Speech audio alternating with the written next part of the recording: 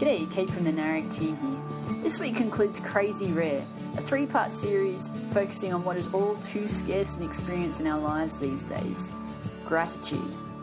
This week, Adam warns on the dangerous outcomes of comparing yourself to others. So we've been in this series for a while called Crazy Rare, and what we've been talking about is that there are lots of rare things that we all experience, and thanks to our smartphones and social media, we can capture and share them, or sometimes not so thanks to our smartphones and social media, we can share them. But really what we've been trying to do in this series, and this is one of those where we don't really have anything new to say, but what we're trying to do is challenge one another to think afresh and anew about this crazy rare thing called gratitude. That gratitude is one of those dangerous subjects because when you hear the word, you initially already know what we're talking about, and so we all quickly assume that we got that one down. And yet part of what we talked about when we kicked off the series is that one of the scary things about gratitude is that it's not really a feeling. And again, whether you're someone that's looking to the text for your direction or you're someone that appreciates current sciences and how they help us understand the way people work, both would affirm it's not a feeling. And in fact, the feeling really does nothing for you. That the importance is found in expressing gratitude. Like if I were to say to you, you're ungrateful, nobody thinks of themselves as ungrateful. And the reason for that is because the moment I said that to you, or the moment your spouse might say that to you, you would instantly think of all the times in the past year that you felt gratitude. And yet in doing what we do is reveal the real danger and the real difficulty of gratitude, and that is that unexpressed gratitude is actually, it's experienced as ingratitude. Which if you're a leader or a parent, if you lead an organization, if you're a child, like if you've ever felt gratitude in any sense, or you have responsibility, you have a network, that's kind of a terrifying thing. Because what it says is it kind of works in the inverse. That you don't just break even when you don't say it, you actually lose ground, which is, a bit terrifying. So not only have we been looking at the scriptures, but we've been looking at these current psychological studies. And part of what we learned is that people who regularly express gratitude, they have higher thresholds of happiness. Their perspective on the future is far better. They have more energy. They're less materialistic, less envious, and more emotionally stable. So there's some benefit to this. And so we're asking, so how do we lean into that? Because we all already kind of know what gratitude is. We all understand, okay, maybe it's value, but how do we actually become that kind of person? And so in the first week, we really emphasized the need to express it, and we threw some thank you cards over there just to say like, hey, do this. We talked about business leaders who block out 15 minutes in their week to thank somebody. We talked about opening Evernote entries in your phone, so when you have that thought of that person you need to thank, that you actually do that. We've talked even about part of the purpose of a place like this is to begin to give expression to the gratitude we feel towards God. And then last week in the second part of this, we just asked this question: what if the secret to gratitude is this moment? Because chances are, by the nature of you're sitting in those seats, and we kind of know the type of people that make this place up, you're a driven, kind of focused on the future, got something else to do, you're already thinking about the 17 things that you need to accomplish before Sunday Night Football comes on tonight. Like what happens is if we're not careful, we live in the future. And what the text warns us about, what the sciences tell us, is that happy people don't have a certain set of circumstances. Happy people have a presence of mind. And so last week we explored that even Jesus, he tells us we can plan for the future, and yet what he constantly warns us of is don't plan your future at the expense of your present, because it's kind of all you have. So this morning we're going to wrap this up, because next week we're excited to jump into a series that nobody will be able to relate to. It's a series called I Loathe Authority. I know you all love authority, so that'll be just a snooze fest. But this morning I want to wrap it up. There's this one thing that I want to talk about. There's this one more tool that I'd like to add to your belt, if you will. And again, probably for a lot of you, we're not going to add a tool to any belt. But maybe what we'll do is get you to pull one out and dust it off and put a new edge on it. But there's this one thing that I want to get at. And it's kind of negative, so I'm going to warn you. I'm going to start negative this morning, because I want to start by there's this one thing that if you were to stop doing it, I think would have a tremendous impact on your gratitude. At least that's what both the research and the text and my own personal experience has been more recently. There's this one thing that if we stop doing it would be a bit of a game changer, and yet as soon as I say it, I think everybody will realize how much work you have cut out for yourself. I think the education system that we all use in one way or another, I don't know that it's their fault or even their desire, but in many ways the whole thing is predicated upon people and kids becoming adults doing this thing. I think the economic system that we live in, I don't even know that it would know how to get on, how it would know how to move forward if people didn't do this. In fact, if you were to analyze your own career advancement, or even your own level of motivation as a person, you would probably see that part of what you use is this very thing. And if we're not careful, it leads us to believe this is the only option we have. And so this morning I want to talk about this option, and I want to suggest that there's another one, but this other one is tough. It's part of why we don't see very many people doing it. There's another one, and it is so much more extraordinarily difficult, and quite frankly, it'll be hard to find a person, I think, using this one. So let me just start with this question. What would happen to your gratitude if you could stop comparing yourself to others? Like, what would happen with the way you view your company, your job, your staff, your family, your spouse, your house, your possessions, your salary? What would happen to who you saw in the mirror? What would happen to your own level of mental health? What would happen when you saw your sister-in-law, or when you got on Facebook and you saw those classmates who were so much further along than you? What would happen? What would happen if your entire strategy for happiness wasn't predicated upon making sure that there's a certain number of people that you can identify that you're somehow arbitrarily better than? What would happen if we stopped comparing ourselves to others? To be honest with you, this one kind of hit me out of nowhere. I realized in the course of preparing for this that over the course of how old am I now? I'm 36, I established last gathering. Is it normal to forget how old you are when you're in your 30s? It's like 21, 25. What else do I have to look forward to? I don't know. I'm not really sure. So figured out I'm 36. But what I realized is, so I've been working vocationally for churches for the last 16 years. And sadly, I have to admit that part of what I'm learning is that I've kind of missed the moment for the bulk of that, largely because of this compare yourself to others thing. See, my story is, when I was 20, I started working for a guy named Vern Streeter. Vern, of course, went on to plant a church called Harvest, which went on to plant this church. But when I went to work for Vern, Vern was a youth pastor. He was a youth pastor at a church in Billings. He was in the last year of that role because that church he was working for was going to plant Harvest. And Vern, he was a phenomenal youth pastor. Now, I know that I don't have a very big spectrum, but he, in my opinion, was the best youth pastor. I say to people all the time, the best youth pastor in Billings is still Vern. He's been leading the church for 15 years now, but he's phenomenal. His ability to gain control over an audience, his ability to not gain control, but to command the attention of students, his ability to get them laughing, and he's super, super phlegmatic, super outgoing, super risky. He's done things with students that required them to get like hella flighted off of Hell-Roaring Plateau, so he's also that guy. He and I are a lot alike, see? It's a joke. Huge, huge risk taker, very funny, very phlegmatic personality. And so I spent a year interning under him.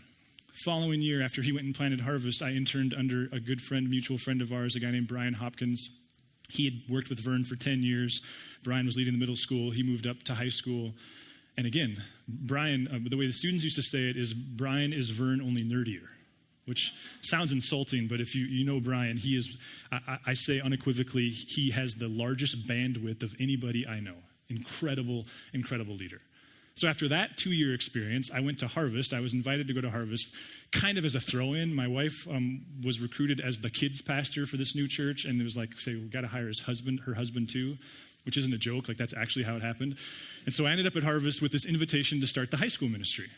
Now, here's what I'm getting at. I got to start the high school ministry for one of the most, if not the most successful and talented youth pastor ever.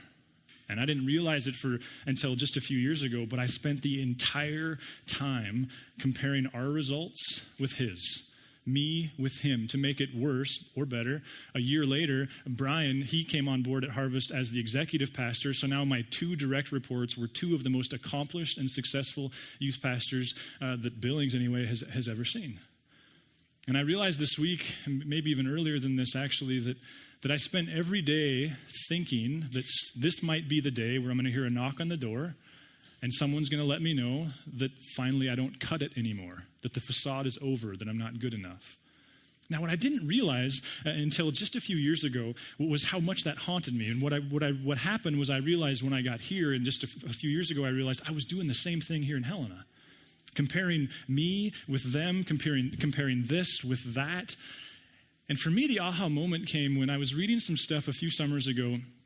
And one of the challenges that I can't remember who it was I was reading, but a friend and I were processing through this stuff together, and he had kind of a funky job. And so we realized that we find ourselves in these situations where people say, "What do you do?" And it's awkward. And see, my situation was when I would go back to Billings, or when I would hang out with other people who were a part of planting this church, but don't ever come here. When I would run into old friends, or when I'd see family in Billings, they would all ask me the same question. They would say, "So how's it going in Helena?" Which is a fair question. And I would give them the same stupid answer. "It's going great. We're having a blast." And they'd look at me like, "Really? Like that?" And the reason I was answering them like that is because in a few instances I'd actually answered. And then 15 minutes in, I realized that 14 minutes and 30 seconds ago, they stopped listening. And so I just went with shallow and empty. So the challenge of this guy that I was reading was saying that you should be able to give a 45-minute elevator speech. You should be able to articulate what it is you're doing and why you do it. And that forced me in ways I didn't realize the benefit of this, or the indirect. It forced me to reflect on this. It forced me to reflect on you. It forced me to reflect on Helena. And in the process of being able to go like, okay, so what is happening? And how do I do justice to what God is doing? And how do I explain what we're excited about? I put together this answer, and it sounded something like, and I actually still use it to this day in these instances. I said, we are having a blast. In fact, our credibility in the community is continuing to grow. And we know that because every Sunday there's people who are visiting Narrate for the very first time. We know our credibility is growing because every month there's new families, new people who are making Narrate home. And we know that because they're getting involved with us and they're serving with us. And we know our credibility is growing because every month our opportunities to serve and to scatter in the community, they're growing. In fact, I'm confident that the people, whether they attend Narrate or not, they know what we're about. We want to gather and we want to scatter. We want to create good gatherings that are engaging, and we want to matter in the community. How'd I do? 45 seconds? That was my answer. Still is my answer. But here's what I realized. In that moment, I didn't care anymore what we weren't. In that moment, I suddenly didn't care anymore who I wasn't. In that moment, I suddenly realized, like, God, you were doing this very unique, very different thing. And for the first time in my life, I came to the realization that it wasn't my job to be Vern, and it wasn't my job to be Brian, and it wasn't our job to be Harvest or Journey. It was just our job to be faithful. And so the question I have for you, and I know this is maybe old hat for you, but truly, what happens? What happens for you? Professionally, relationally, in your marriage, what happens to your gratitude if you stop comparing yourself to others and you start just reflecting on something different? What happens? What changes? I want to delve into that. There's some research and some scriptures, but first I want us to hear from the great theologian Jerry Seinfeld. Oh, here he is. This is the man I wanted you to see. Izzy Mandelbaum. He's 80 years old, but strong as an ox. Watch this. See that? You couldn't do that. I could. I choose not to. Hey, Morty. Who's this? This is my son Jerry from New York. He thinks he can lift more than Izzy. I didn't say that. Hey, Izzy. This kid says he can lift more than you can. Your kid's pretty funny, Morty. He should be a comedian. Actually, I am a comedian. That's not so funny. I think you're better than me, huh? Izzy used to work out with Charles Atlas in the 50s. 1850s? Yeah, that's it. It's go time. Let's see you lift that. Mr. Mandelbaum, Come on. Pump it. All right.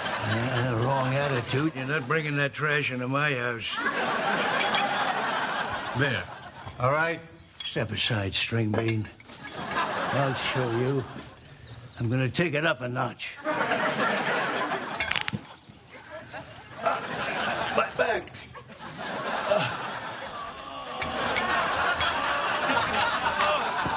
Somebody call an ambulance. There's already an ambulance here for Mrs. Glickman.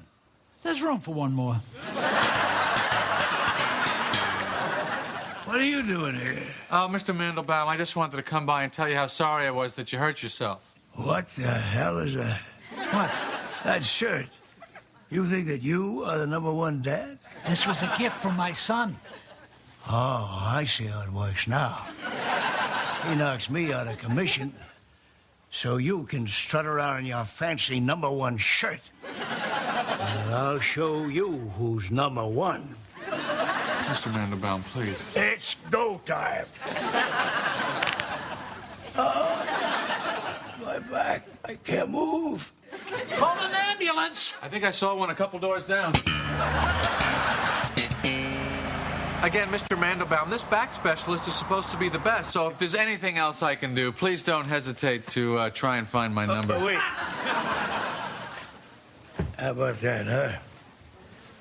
The world's greatest dad. My son made it for me. That's very nice. The best in the world, which means I'm better than just #1. Well, I don't know how official any of these rankings really are. Hi, son. Hi, Daddy. This is your son? I got married in high school. Hey, who are you? This is Seinfeld's kid. Or you think you're tough picking on an old man? Maybe you'd like to try taking on somebody your own age. You got any kids? Or you think you're better than me? Go ahead, pick out anything in the room here. I'll lift it up over my head. Look, no one is lifting anything. The television. This one's for you, Pop. It's go time. Go, my back. Call an ambulance. We're already in a hospital. I know none of you ever behave like that, but I thought just in case you ever do, that might be helpful to see how silly it looks. Some researchers from the University of Stanford here several years ago, they developed a hypothesis. They were themselves fascinated by what makes grateful people grateful and what makes happy people happy, which you'll find when you do the research are interchangeable terms. They wanted to know what in fact leads to that, and so they developed their own hypothesis, and their hypothesis was simply this. They thought that happy people must compare themselves down, and unhappy people compare themselves up. And so they went about doing their research the way researchers do their research. They compiled a long list of delightfully happy people and a long list of miserably unhappy people. They conducted their research, and they said in the end they were completely blown away by what the findings were. Go ahead, we can put that next slide up, Jamie, because this is the researcher, in case you need a face to the name. They were blown away because what they found was it's true. Unhappy people have a tendency to compare.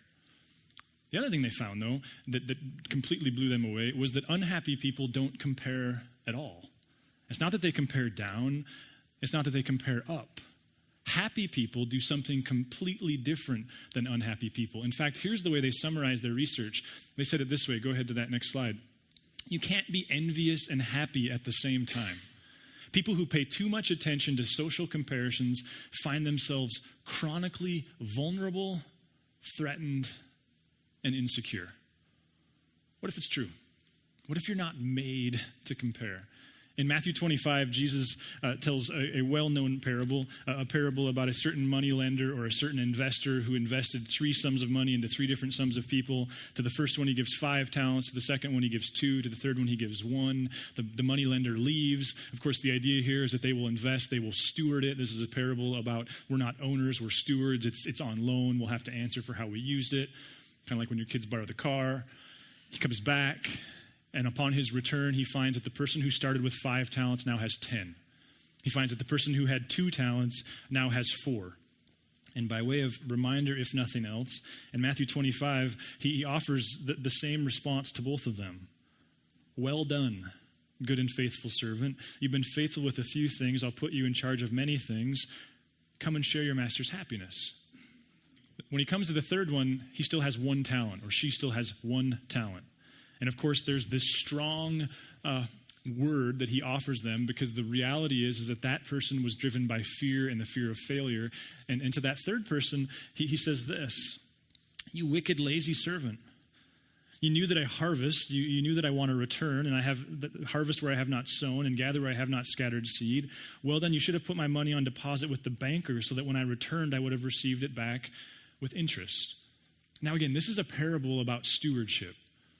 But I wonder if there's a secondary observation we can pull from it. I think Dr. Henry Cloud very astutely observes there's a second observation that we can in fact make.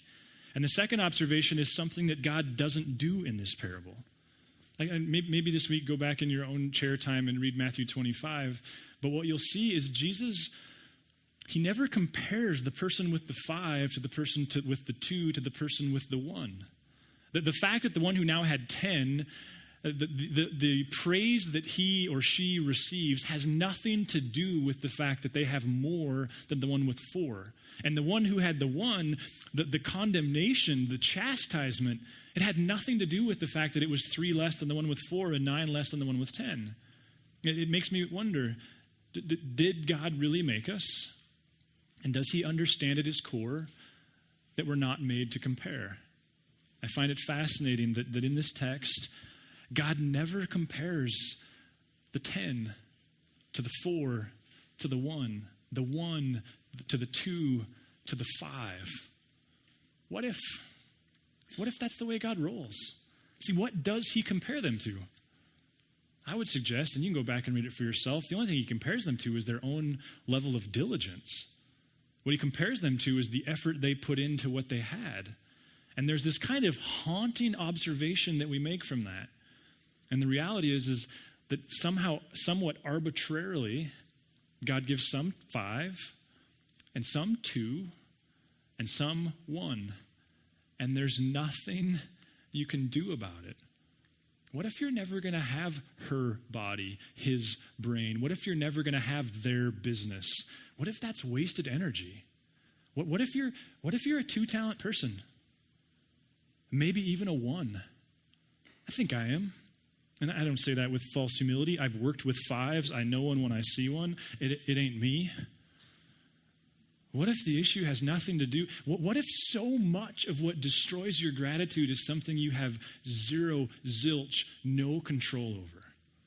What happens when you look in the mirror and you suddenly realize God doesn't compare you to your sister or your classmate or that other business? He compares you to your diligence and your effort. I think those of you that are parents can maybe understand this in a way that you can't without kids. And what if you could step into that own mindset about the way you think about yourself? There's things out of your control. There's things that you couldn't manipulate. You just kind of have to take it. Paul in Galatians 6, in one of the most, I think, practical chapters in the Bible, listen to the way Paul says it to these people trying to reconcile what it means to be his. And I'm going to read this in the first person. He says, each one should test their own actions. Then you, I guess that's not first person, is it? Then you can take pride in yourself alone without comparing yourself to someone else. What if that's the life God invites you into? See, I realize now that the mistake I made in my time of working with Vern and Brian, because some of you are already kind of going like, okay, but how do I learn if I don't compare? And I think, in fact, probably all of us know too many people who kind of have that idealistic, borderline hippie mindset that says, I learn from nobody, I'm going to do my own unique thing, I'm going to do my own craft, I'm creative, right? And you go, no, you're not creative, you're sloppy, you're untrained. I think the mistake that I made with Vern and Brian, and what I can now kind of see, is there's a tension. There's a tension between seizing the opportunity to learn from somebody, absolutely, to pay attention to every detail of what they do, to compare and to contrast, and to figure out which ideas you can adopt. That's what makes studying leadership. That's what makes studying other people who do what you do better than you. That's what makes conferences and learning so much fun, right? But doesn't all that have to be held in tension with, but you're not them, and this isn't that business, and this isn't that community? There's a stewardship responsibility there. There's a tension to be managed.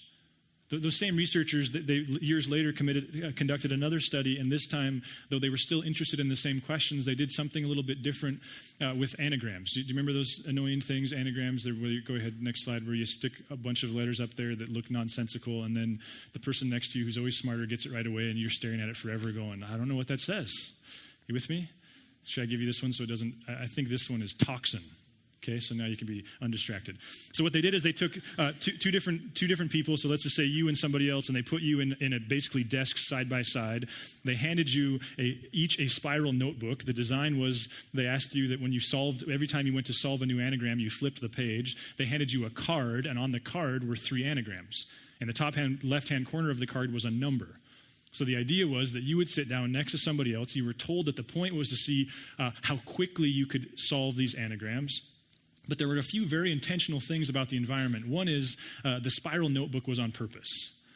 Because you remember when you're taking a test and you heard pages flip and you're thinking, oh no, I'm still halfway through the first page. They wanted that to happen. The other thing they wanted to happen was the little number in the top left-hand corner. See, yours said 1. And when you handed it in, you might be handed one that said 6. So the design was that then you would know the person next to you, in the time that you solved 1 card, they solved 5, because there was 1 per. And they said start. And of course, the idea was this very comparison-driven thing. They wanted to see, how do people that we know are happy, grateful people in life, how do they respond? And how is that different than people who we know are miserably unhappy people? How are their responses different? Well, guess what they found out? What they found out was that people who sat down in the room and were miserable, if they were better than the person next to them, they left very happy. And people who sat down who were generally miserable people, if the person next to them performed better than them, they left more miserable. And people that they had observed, and I don't know, someone asked me last service, how do they know they were happy? I don't know. I guess they look at your fingernails. If they have lines vertically, you're happy. I don't know what the exact thing was. I'm trusting people from Stanford because I didn't go there and they sound like smart people. What they found were that happy people, they were unaffected. In fact, what they found were that when they did better than the person next to them, they were sensitive to that and compassionate toward them. What they found is when they did worse, they were among the first to celebrate their betterness, if you will, their higher performance. What if you're not made to compare? You know, in the early pages of Scripture, these people called Israelites, they were slaves in Egypt for longer than any of us can appreciate. They lacked any sense of identity. God called them out of Egypt. They're making their way as this mob of people into this open, sparsely populated land. They come upon a certain mountain that is now a famous mountain, a mountain called Sinai. And as God is trying to shape these people into the light of the world, to restore people in some sense back to their full humanity, he gives them what the Jews call 10 words. These words would be the framework by which they could begin to understand, how did God make us? The 10th word, I think, is relevant here this morning. Now, we call them the 10 Commandments. The Jews often just call them the 10 words. Listen to the 10th word. You shall not covet your neighbor's house. You shall not covet your neighbor's wife or his male or female servant, his ox, that one's tough, or donkey, or anything that belongs to your neighbor. Maybe we just keep going. Their car, their job, their salary, their house, their kids, their career, their health. Shall not covet their weight, their height, their attention, the color of their eyes. See, what do you have to do to covet? Ever thought of that? That's a kind of an archaic word. But what do you have to do? You suddenly have to be very, very aware of what someone has and you don't. It requires a comparison. You know what else the rabbis say? One of the famous rabbinic statements from around the first century was that if you can obey the 10th, you'll obey the other 9 kind of accidentally, without trying. If you can live out the 10th, they said, then suddenly trusting God, not turning to idols, not committing murder, all those nots and those do's and don'ts, suddenly they'll all come together. What if at the core of what makes us miserable? Because now I look back and I go, wow, so many opportunities. And don't get me wrong, I enjoyed a lot of those years. But now as a 36-year-old, I understand in a way that I didn't. I was a 21-year-old. They were 36 at the time when they were doing youth ministry. I get all the comparison and contrasting that could be done. And now I go like, oh, bummer. Because God gave me this gift. And I spent all too much time comparing myself. Let's just go back to that original study. You know what they found that those who are happy do? The good news is you're not born with the skill. It's a muscle. It's a discipline that has to be learned. You know what they found happy people do? It's not that they're naive to the temptation to compare yourself to others. That would be impossible in the world that we live in the educational system that we live in. It would just be impossible. You know what they do? They compare themselves to an internal value system. They compare themselves to something inside of themselves, not outside of themselves. See, my question for you this morning is, what if, there's lots of words for this, maybe the best one is integrity, character, all things that often don't get celebrated. What if the reason Jesus says my yoke is easy and my burden is light is because he invites you into a life that isn't guided by what classmates and siblings and all these other people are doing and you're not. It's driven by the voice of God, who through the scriptures makes very clear the who in terms of who he's calling you to be.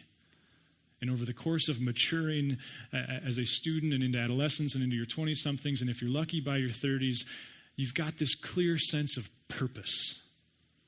You know, the business leaders that I love talking with, the organizations that I love reading about, they have this crystal clarity of who they're not and who they are. They'll be the first ones to tell you where their organization lets people down. They'll be the first ones to tell you what they're not good at.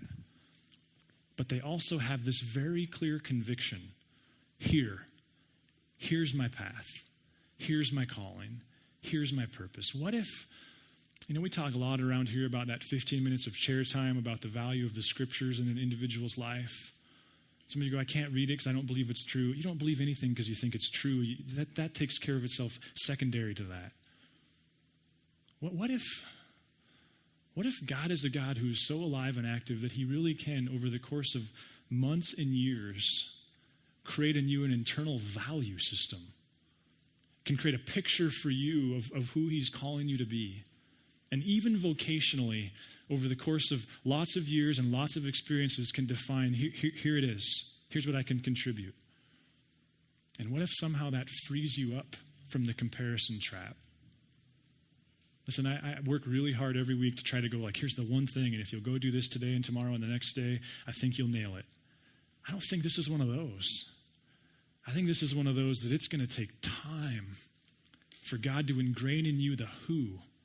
And as he ingrains into you the who, to give you a greater sense of the what. But what if? What if happy people, they live with that? If you would like to engage further with Narrate Church, you can find contact information online, www.narratechurch.org. We would love to hear from you.